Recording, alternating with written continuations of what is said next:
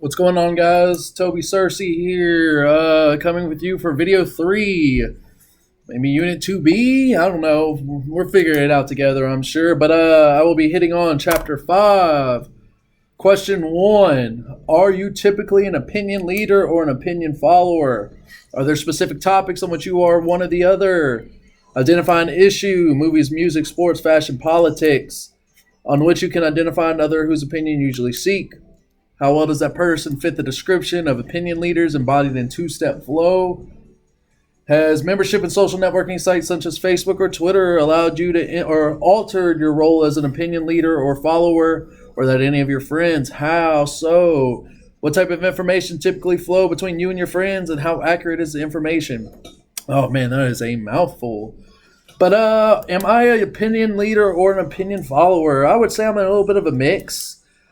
Been more so started as an opinion follower, became an opinion leader during my time in San Antonio, working for a sports radio station as producer and on-air talent.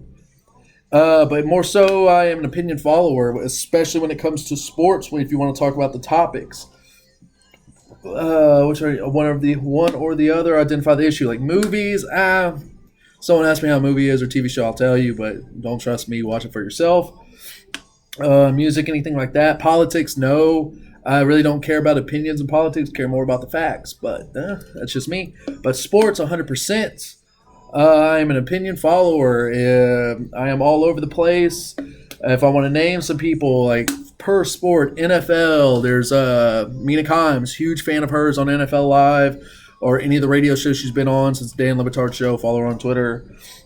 For NBA, Zach Lowe, big guy.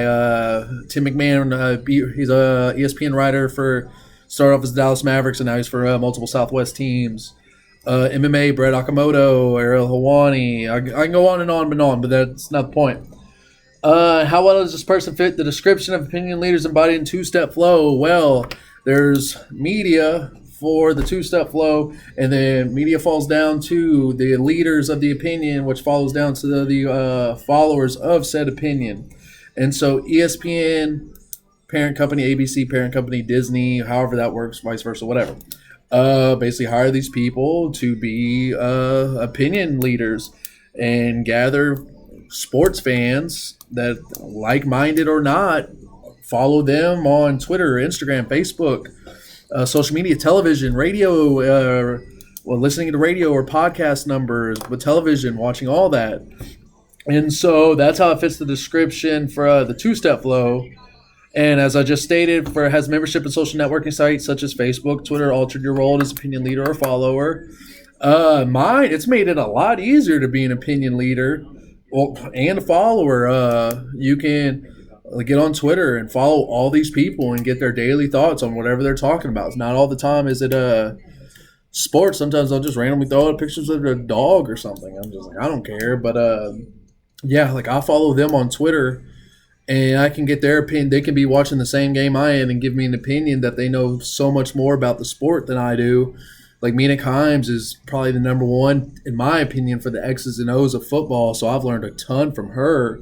And then, like saying, there's other people for basketball that I enjoy, like Zach Lowe or Brian Windhorst, if they give their tweets or podcast out. So I enjoy listening to them and learning something. So I never mind being an opinion follower on that. But has it altered your role as opinion follower? There's been some people that have. That's altered my opinion because there's guys like that I can't stand. ESPN's a very the term is hot take when it comes to basketball. They hire people just to give crazy opinions on stuff, like a Stephen A. Smith. Kendrick Perkins is big into that now. He's a former NBA center, and he is from Beaumont, Texas, and he is one of the worst people, and I'm like, I cannot stand listening to him. I know I shouldn't be getting into my opinion on it, but he's one of those people that are like that completely swayed how I thought about someone. And then most importantly, Clay Travis from Fox Sports and Outkick the Coverage. He's a Fox News affiliate. This dude's been completely off the wall for a long time, calling 19-year-old kids in college, saying in 5 years you're going to be in prison because you're a scumbag, stuff like that. And he's all over Fox News, like spewing the rhetoric of like the 2016 election with Donald Trump And he's been doing that. Now he's going the whole that anti-mask and anti-vaccine thing. And this guy just cannot stand. But since I'm going to actually read a quote from the book on page 129. Opinion leaders influence people like themselves rather than those above or below them in social order. Opinion leaders differed from followers in many of their personal attributes. They were gregarious, used media more, were more socially active, but they shared the same social status. And Clay Travis is the definition of this because he has nothing but the right wing followers that follow him strictly because he will give his opinion and say he's brave because he's going against the status quo. And since he's on the right wing side, he has those followers lined up ready to go to war for him. And so if you say anything negative about him on social media or reply to one of his tweets, people from his followers, opinion followers, will come after you and will not stop. But I wanted to make sure I got that part in there. But when it comes to the next part of the question, what types of information typically flow between you and your friends? Yeah, like most people, if they enjoy sports, you're gonna have group chats where you're just going back and forth about sports with your friends.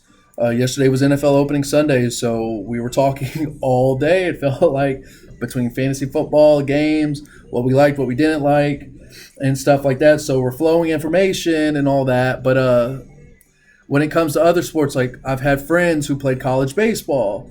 I respect they're an opinion leader to me, and I'm just an opinion follower. And I also have other friends who played high level college football, and that's an opinion I'm willing to follow. I don't need to lead their opinion. I can have disagreements, but usually when they say something, I'm going to trust it. And they're the same way with me when it comes to either MMA or college wrestling and stuff like that. So it really depends on who's talking about it when I decide if I want to be a follower or leader in the conversation. And how accurate is information? If I ever say anything along the lines of, hey, fighter X struggles when he gets constantly pressured by a fighter in matches and starts weltering in round 2 or 3, I will bring information or stats showing, see, this is how his punching or striking numbers are going up, up, up. But as soon as he fights someone that pressures more than him, his numbers start dropping considerably round per round. So I'll try and do something like that, and I'll expect that from people I do follow their opinions of. But yeah, that's how accurate the information can be. But yeah, if y'all have any questions, comments, concerns, leave them at the comment page. I appreciate y'all. Y'all have a great week, and I'll talk to y'all soon. Later, guys.